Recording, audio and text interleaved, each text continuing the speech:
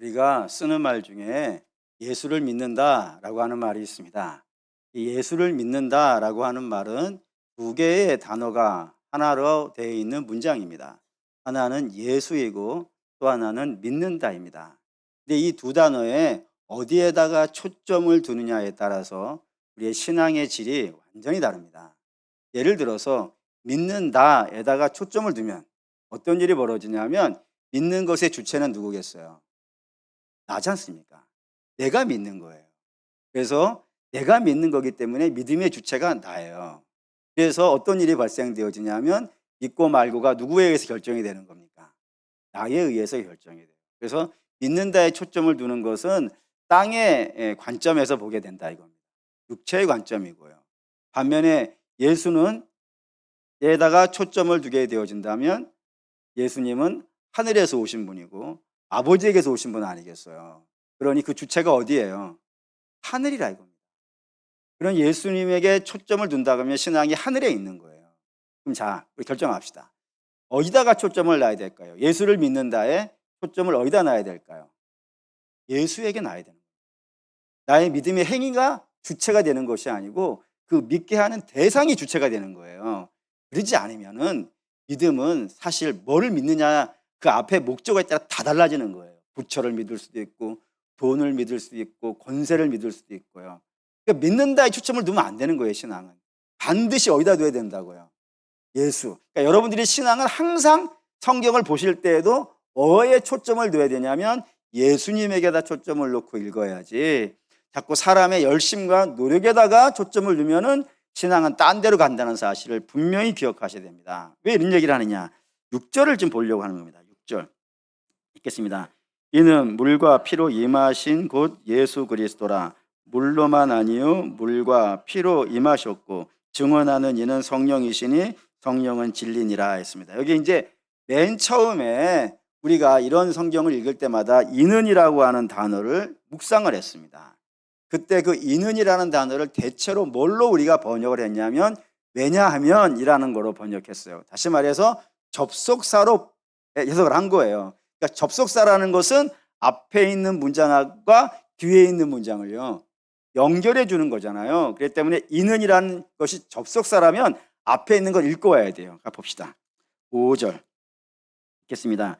예수께서 하나님의 아들이심을 믿는 자가 아니면 세상을 이기는 자가 누구냐 했답니다. 이걸 왜냐하면이라고 하는 접속사를 붙여놓는다면 이렇게 이해가 되는 거예요. 예수께서 하나님의 아들이심을 믿는 자는 어떻게 된다고요? 세상을 이긴다. 왜냐하면 이렇게 된다. 여기까지 말이 돼요, 안 돼요? 말이 돼요? 네. 그러면 이제 뒤에 있는 문장이 다 틀려지는 거예요. 왜냐하면 물과 피로 임하신 이시니 곧 예수 그리스도라. 왜냐하면이 아니잖아요. 왜냐하면 이유를 설명해야 되는데 이유가 아니라 뭐를 그냥 이야기하고 있어요. 예수님이 누구인가를 설명하고 있는 거예요. 그러니까 이거는 이는은 접속사가 아닌 거예요. 그러니까 그래서 뭔가 해가지고 원어 성경, 헬라어 성경을 봤죠. 봤더니 이 이는이라고 하는 단어는 접속사가 아니고 지시대명사입니다.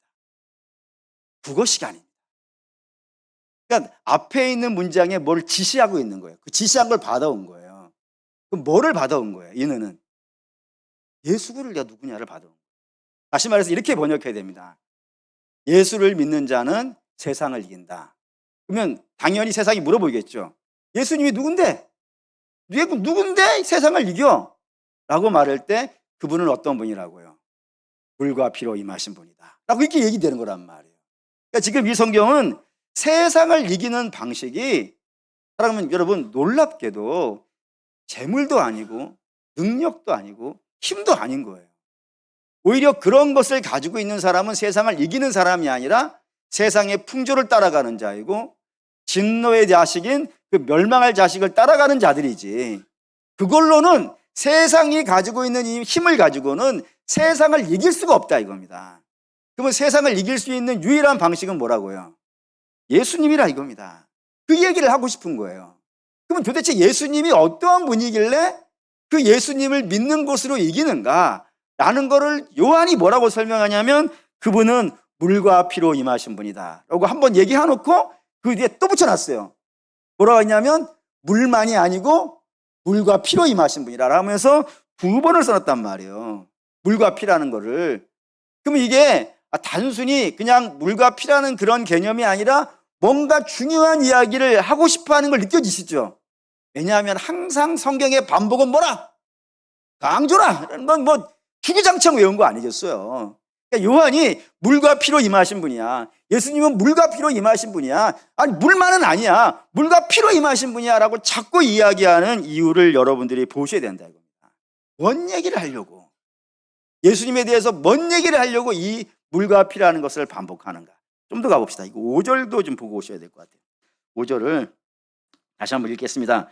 예수께서 하나님의 아들이심을 믿는 자가 아니면 세상을 이기는 자가 누구냐 했습니다. 여기서 예수님을 설명한 단어가 등장했어요. 뭐라고요? 하나님의 아들이다 라고 했습니다. 6절을 다시 한번 읽읍시다. 읽겠습니다. 이는 물과 피로 임하신 이시니 곧 예수 그리스도시라. 물로만이 아니요 물과 피로 임하셨고 증언하시는 이는 성령이시니 성령은 진리니라 했습니다. 여기는 예수님을 뭐라 그랬어요? 그리스도라고 했어요. 그게 달라진 걸 여러분 느끼셔야 돼요. 앞에는 분명히 하나님의 아들이라고 했는데 그 뒤에는 한 절 사이에 예수님을 부르는 칭호를 바꿨어요. 그러니까 사도가 뭔가 글을 쓸 때는 의미가 없는 게 아니란 말이에요. 이 한 절을 쓰기 위해서 옛날 종이잖아요. 옛날 파피루스라고 하는 비싼 종이에다가 쉽게 쓰는 글이 아니라고요. 한번 잘못 쓰면 어떻게 돼야 돼요? 전체를 다시 써야 되는 거예요. 그러니까 한자 한자를 신중하게 써야 되고 기도하며 써야 되는데 앞절에는 하나님의 아들이라고 예수님을 써놓고 뒷절에는 그리스도라고 써놓은 것은 아무 의미가 없는 것이 아니라 목적을 가지고 있다 이거예요. 그 목적이 무엇이냐면 우리 쉽게부터 합시다. 하나님의 아들과 그리스도의 차이를 여러분들이 이해하셔야 됩니다. 우선 하나님의 아들, 늘 말씀드리는 거지만 소의 아들은 뭐예요? 소지요. 이게 틀리면 안 되는데. 소의 아들은 소입니다. 사람의 아들은요? 사람입니다. 하나님의 아들은요? 하나님입니다. 예수님은 뭐라고요? 하나님이라고 이야기하고 싶은 거예요. 그럼 그리스도는 뭘까요? 그리스도는 하나님이 아닙니다. 그리스도는 기름 부음을 받은 자예요. 기름 부음을 받았다는 건 기름 부은 자가 있다는 것 아니겠어요? 그럼 기름 부은 자는 누구예요? 하나님이에요. 그러면 기름 부음 받은 자는 누구예요? 성경에는 두 종류의 사람으로 나와요. 하나는 왕이에요. 다윗이 사무엘에게서 기름 부음을 받아요. 또 하나는 대제사장이에요. 아니, 제사장들이에요. 제사장도 자기 나이가 되어서 제사장의 직분을 감당하려고 할 때 기름 부음을 받아요. 왕이든 제사장이든 직분은 다르지만 둘의 공통점이 있어요. 뭐예요? 사람이에요. 그러니까 그리스도는 사람에게 쓰는 거예요. 그러니까 지금 예수님을 두 가지로 설명하고 있는 거예요, 요한이. 하나는 하나님이고 또 하나는요, 사람이고. 이거를 마태가 마태가 기록한 베드로의 고백으로 여러분 알고 있어요. 주께서 너희는 나를 누구라고 하느냐 했을 때 베드로가 뭐라 해요? 주는 그리스도시요 살아계신 하나님의 아들입니다. 똑같은 문장이에요.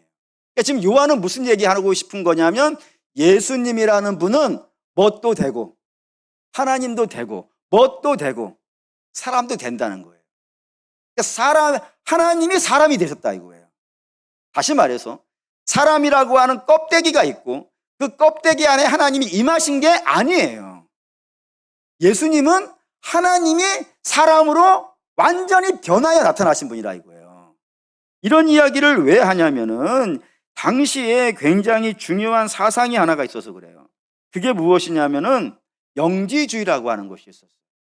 누차 여러분에게 말씀을 드렸지만 영지주의라고 하는 것은 영을 강조하고 육체는 무시하는 게 영지주의예요. 그래서 영지주의가 기독교를 어떻게 이해를 하냐면은 예수라고 하는 요셉의 아들 목수의 아들 목수잖아요. 목수의 아들은 뭐겠어요? 또 얘기했네. 목수의 아들은 목수예요. 사람이에요. 그 사람이 있었는데 그 사람이 세례 요한에게 세례를 받을 때 그의 안에 하나님의 영이 임했다 이겁니다. 그래서 메시아 역할을 감당을 한 거예요. 그러다가 죽을 때는 영은 죽을 수 없으니까 죽기 전에 예수의 영은 떠나고 그 십자가에 달려 죽은 것은요 목수의 아들이 죽었다 라고 말하는 것이 당시에 영지주의가 가지고 있는 사상입니다. 이것이 교회에 들어왔고 그 교회에 들어옴으로 인하여서 교회가 여러 가지 환란을 만나고 있는 그런 상황을 배경으로 가지고 있는 책이 요한일서라고 여러분에게 말씀을 드렸습니다. 근데 이렇게 이야기를 하면은 여기 안에 심각한 문제가 발생되는 거예요. 어떤 문제가 발생되어지냐면 예수님의 탄생부터 이야기해 봅시다. 예수님의 탄생은 요셉의 아들의 탄생이 아닙니다. 여자의 후손이 나는 거예요. 창세기 3장에 예언되어져 있던 여자의 후손인데 이걸 남자의 후손, 즉 요셉의 아들이라고 생각한다면, 예를 들어서 요셉의 아들이라고 생각한다면 심각한 문제가 되는 겁니다. 어떤 문제가 되냐면은 요셉의 아들은 당연히 뭐겠어요? 사람이겠지. 그럼 그 사람이 세례 요한에 가서 세례를 받는 세례는 무슨 세례겠어요? 네, 회개의 세례예요. 죄인이니까. 죄인으로서 회개의 세례를 받게 되어진다 이겁니다. 그렇게 되어지면 십자가에 달려 죽은 거는 뭐가 되는 거예요? 죄인이 죽는 거예요. 그러면 죄인이 죽으면 이게 죄인을 죽은 죄인, 죄인으로서 죽은 자를 믿는 자가 세상을 이기겠습니까? 못 이기죠. 아니, 죄인으로서 죽어버렸다니까요. 그러니까 자기도 세상에 져버린 거란 말이에요. 지금 상태가. 세상에 져버린 자를 믿는 자가 세상을 이긴다는 것은요, 말이 안 되는 거예요. 그러니 영지주의라고 하는 것은 1차적으로 기본적으로 말이 안 되는, 성경하고 전혀 맞지 않는 이야기를 하고 있는 것이라 이겁니다. 그러면은 예수님의 탄생은 목수의 아들, 사람 예수가 태어난 것이 아니라 하나님의 아들이 태어난 것이겠죠. 그래서 성경은 뭐라고 이야기하냐면 처녀가 잉태하여 아들을 낳았다 한단 말이에요. 하나님의 아들이 이 땅에 태어나신 거예요. 성령의 인도하심을 받아서 이 땅에 사람으로 태어나셨다 이겁니다. 그래서 그분의 태어남이 일반 사람의 태어남이 아니라 하나님의 태어남이라는 걸 여러 가지로 증명하잖아요. 처녀가 잉태한 것도 말할 것도 없고 저들밖에 목자에게 누가 나타나는 거예요? 천사들이 나타나서 하늘에는 영광이요 땅에는 기뻐하심을 입은 자의 평화라 그러고, 마리아에게 가브리엘 천사가 나타나서 너에게 임신하게 하는 이는 사람이 아니고 하나님이라고 하는 것을 분명히 고지하는 거예요. 이런 식으로 예수 그리스도가 하나님의 아들이라 이겁니다. 하나님 당신이 이 땅에 육신을 입고 말씀이 육신이 되어 우리 가운데 거하신 독생자의 영광이라 이거예요. 그렇기 때문에, 그런 독생자이시기 때문에 세례 요한 앞에 섰을 때도 뭐겠어요? 사람으로 서서 회개의 세례를 받는 게 아니라는 거예요. 그러니까 세례 요한 앞에 쓴 예수님은 죄인 인간 예수가 아니라 뭐라고요? 하나님이라고. 세례 요한이 이렇게 증거하잖아요. 성령이 비둘기같이 임하는 자를 보면 그인 줄 알라라고요. 그분은 세례 요한 앞에 섰을 때 죄인으로 서는 게 아니라 뭘로 서고 있는 것이냐면 하나님의 아들, 곧 하나님으로 서는 거라 이겁니다.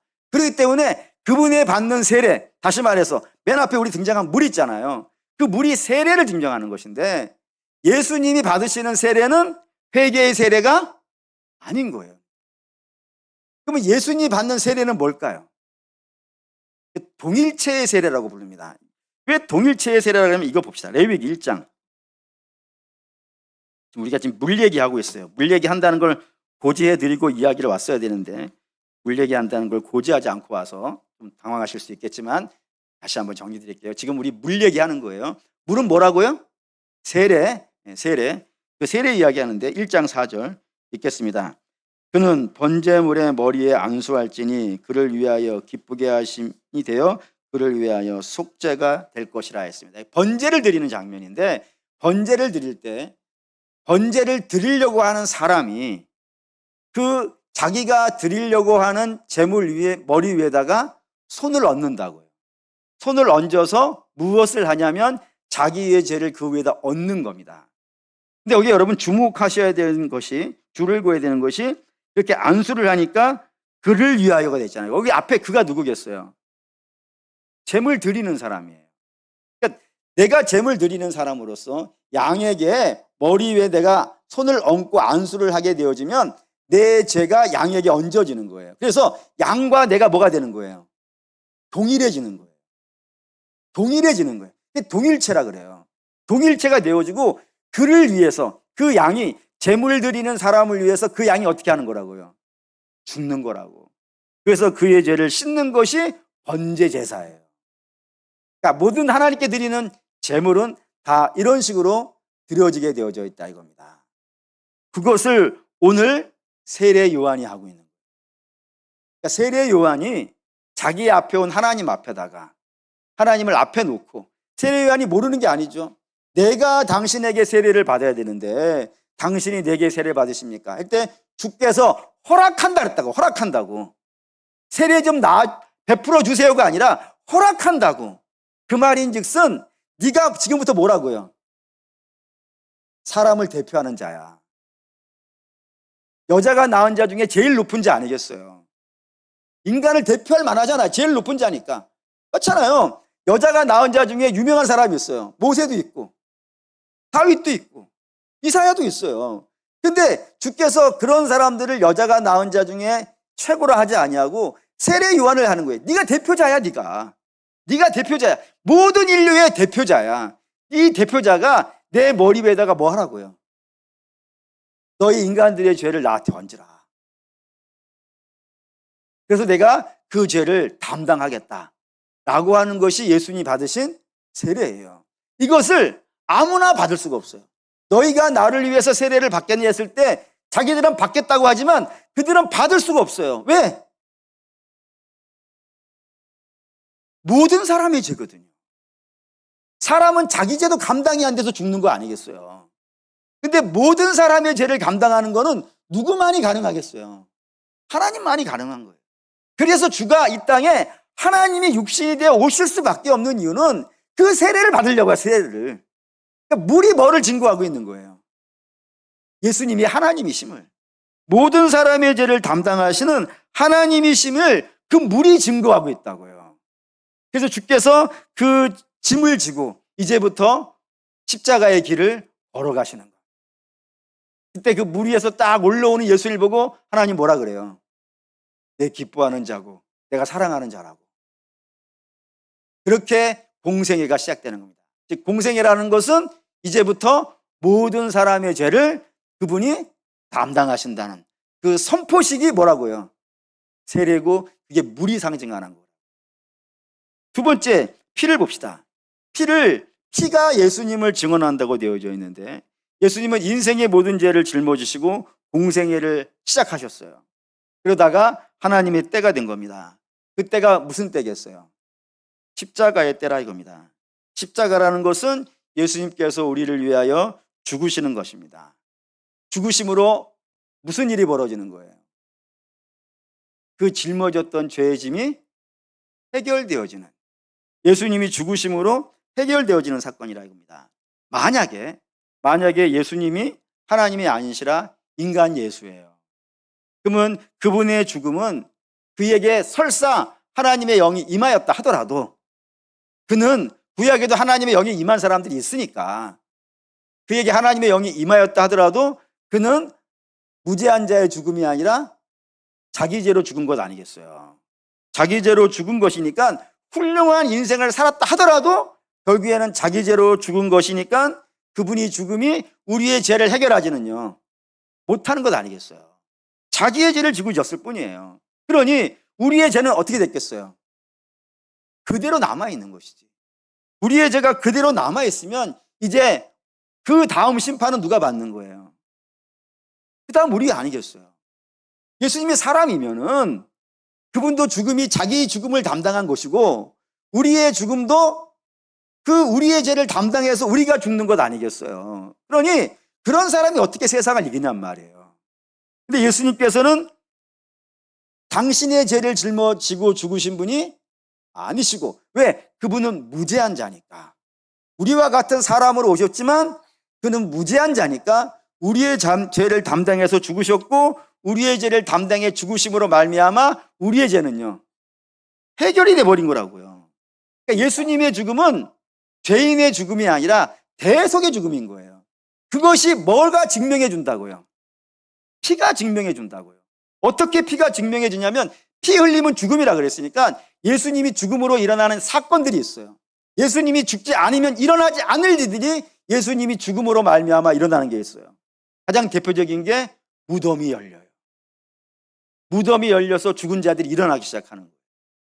뿐만 아니라 휘장이 찢어지는 거예요. 여기에 휘장은 뭡니까? 성소와 지성소를 갈라놓는 휘장이었고, 이 휘장으로 말미암아서 아무나 지성소에 들어가는 것이 허락되어지지 않게 되었다고요. 그런데 그 휘장이 예수님으로 말미암아 찢어짐으로 말미암아서 이제 누구든지 주가 부르시는 족족 어떻게 할 수가 있어요? 하나님 앞에 들어갈 수가 있어요.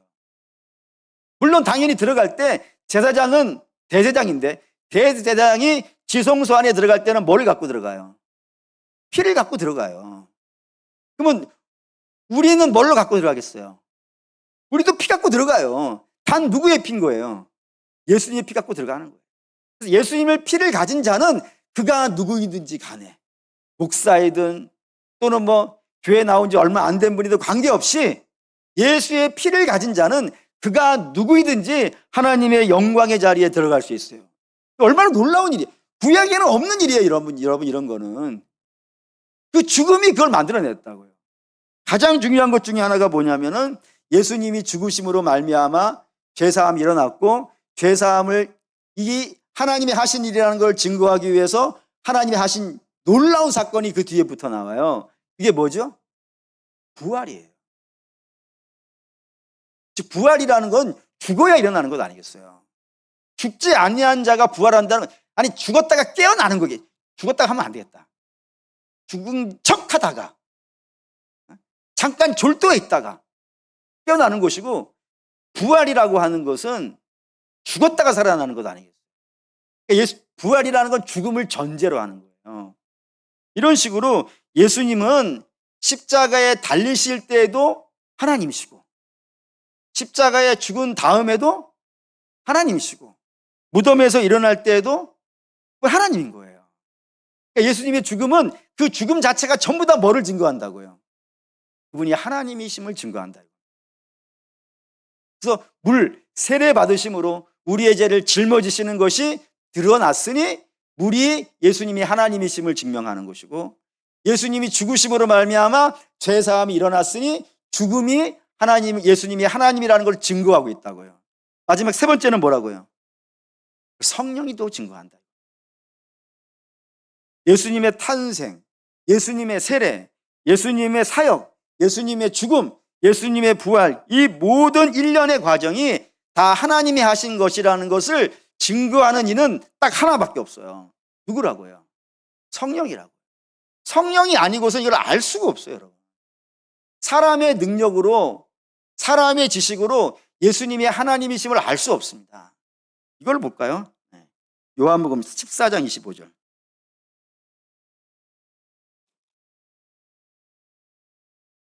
요한복음 14장 25절.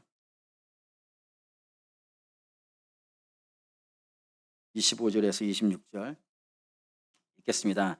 내가 아직 너희와 함께 있어서 이 말을 너희에게 하였거니와 보혜사 곧 아버지께서 내 이름으로 보내실 성령 그가 너희에게 모든 것을 가르치고 내가 너희에게 말한 모든 것을 생각나게 하리라라고. 예수님이 십자가에 달려 죽으실 때까지만 해도 제자들은 이 말이 무슨 말인지 못 알아들은 거예요. 자기들은 예수님을 안다라고 말하지만 저들은 예수님을 알지 못한다. 다시 말해서 사람이 가지고 있는 지식으로는 예수님이 어떤 분이시고 그분이 하신 일이 무엇인지 알아낼 수가 없어요. 오직 예수님이 어떤 일을 하시고 그분이 어떤 분인지는 성령의 증거를 통해서만 알 수 있게 되어져 있다. 조금 더 가보죠. 16장, 요한복음 16장 13절에서 14절. 13절에서 14절 읽겠습니다. 그러나 진리의 성령이 오시면 그가 너희를 모든 진리 가운데로 인도하시리니 그가 스스로 말하지 않고 오직 들은 것을 말하며 장래일을 너희에게 알리시리라. 그가 내 영광을 나타내리니 내 것을 가지고 너희에게 알리시겠습니다 라고요. 성령이 오시면 그분이 너희에게 내가 누구인지 내 것을 가지고 너희에게 알려줄 것이라고. 그렇기 때문에 이런 말씀이 있어요. 누가복음 24장. 누가복음 24장. 예수님이 마지막 하신 말씀이 등장해요. 누가복음에서 등장하는 예수님의 마지막 하신 말씀 16장 24장 49절 48절 보시죠. 48절 읽겠습니다. 너희는 이 모든 일의 증인이라. 볼지어다 내가 내 아버지께서 약속하신 것을 너희에게 보내리니 너희는 위로부터 능력이 입혀질 때까지 이 성에 머물러 있으라 라고요. 주께서 누가복음의 마지막에 하신 말씀은 너희들 내가 약속한 성령이 너희에게 임하실 때까지 어떻게 하라고요? 기다리라고. 왜? 그분이 와서 뭐를 할 거니까? 알려줄 거니까. 우리가 여러분 이 성령에 대해서 자주 실수하는 것 중에 하나가 뭐냐면 성령을 자꾸 어떤 에너지와 기운과 힘 이 정도로 이해하는 경향들이 있어요. 물론 성령이 임하시면 나타나는 증거들로 힘과 에너지와 능력이 있는 건 사실입니다. 하지만 성령이라는 분 자체는 그런 에너지와 기운이 아니에요. 그분은 뭐예요? 인격이신 하나님이에요. 그래서 하나님이 이 땅에 임하셔서 뭐를 하시게 되어져 있냐면 예수님을 증거하게 되어 있다고요. 그 증거하는 과정 속에 부수적인 것들로 은사들이 등장하는 것이지 성령 하나님의 주사역은 뭐라고요? 예수님이 누구인지를 증거해 주는 거라고. 그래서 그 증거를 성도들이 받아야 돼요. 성도들이 그 증거를 받아서 이 땅을 믿음으로 살아가는 일들이 발생되어진다 이겁니다. 바로 예수님이 누구인? 다시 이게 요한일서 5장 5절 다시 한번 읽고 좀 더 이야기를 진행할게요. 읽겠습니다. 예수께서 하나님의 아들이심을 믿는 자가 아니면 세상을 이기는 자가 누구냐? 세상을 이기는 자 이야기를 하고 있는 겁니다. 세상을 아무나 이기지 못한다고. 앞에 서론에 잠깐 여러분에게 말씀을 드렸는데 힘과 기운과 능력과 재물과 권세로 세상을 이기지 못합니다. 성경은 어느 시대에도 그런 것으로 세상을 이겼다고 하는 자들이 없어요. 근데 유일하게 세상을 이긴 사람들이 있으니 저들은 어떤 사람이라고요?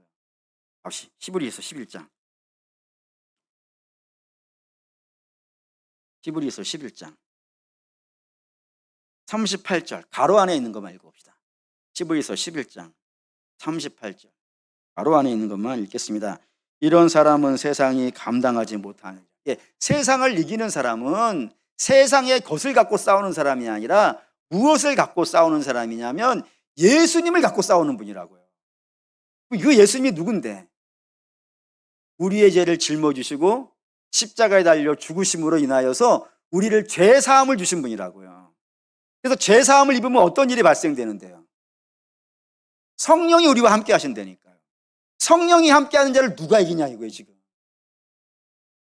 성령이 함께하지 않으면 누가 세상을 이겨나가겠는가? 그러니 사도 요한이 중요하게 강조하는 거예요. 물만이 아니라 피로 임하신 분이라는 것, 물과 피로 임하신 분이라는 것을 지극정성 강조하는 이유는 예수님은 우리의 죄를 세례받음으로 짊어지셨고 십자가에 달려 죽으심으로 말미암아 그 죄를 해결한 분이라는 거예요. 그분이 함께하지 않는 이상은 누구도 세상을 이기지 못한다는 거예요. 그러면 우리가 이 땅에서 제일 바라고 제일 강구해야 되는 건 뭐겠어요 여러분? 그렇죠, 십자가예요. 십자가를 모르는 자는 그가 무엇을 가지고 있다 하더라도 그것으로 세상의 종로로 탈 뿐이란 말이에요. 아시잖아요. 재물 가지고 있는 사람이 얼마나 세상의 종로로 타고 권세 가지고 있는 사람이 얼마나 종로로 태요. 그런 걸로는 못 이긴다고요. 항상 세상을 이긴 자들은 예수 그리스도와 함께 십자가에 연합하여 죽은 자들이에요. 그러니까 한마디로 그 사랑을 만난 자들이고 그 사랑을 인격적으로 경험한 자들이며 그분과 동행하는 자들은 그가 누구이든지 부자이든 가난한 자이든 건강한 자이든 병든 자이든 많이 배운 자이든 적게 배운 자이든 그가 관계없이 주의 제사함 받은 자는 그가 누구이든지 세상을 이기더라. 그러니 너희도 헛된 것 마음에 품지 말고 참 예수, 우리의 죄를 짊어지시고 십자가에 달리신 그 예수를 주목하라. 그 예수를 주목하는 자는 그가 누구인지 세상을 이긴다. 이 이야기를 사도 요한이 너무 하고 싶은 거예요. 너무 하고 싶어서 물과 피, 물만이 아니고 피만이야. 셋이 증거하는데 물과 피와 성령이 증거해. 계속 이걸 3번이나 강조하는 이유가 죄사함 이야기하고 싶다 이겁니다. 그럼 저와 여러분도 이 죄사함에 관심이 있어야 돼요. 주가 우리에게 하신 일은 죄사하는 일이셨어요. 기적 물론 있습니다. 왜 예수님이 기적을 못 하시겠어요? 그리고 얼마든지 하시는 분이에요. 하지만 우리가 주목해야 되는 건 기적이 아니고 우리의 죄를 짊어지시고 죽으신 그 예수님을 바라보실 수 있기를 바라요. 신앙은 뭐를 중심으로 한다고요? 예수. 내가 아닙니다. 나의 믿음의 행위와 나의 믿음의 열심이 아니에요. 그것은 언제 바뀔지 몰라요. 그걸 주목하지 마시고 십자가의 주님을 주목하시는 저와 여러분 되시기를 주의 이름으로 축원합니다. 아멘.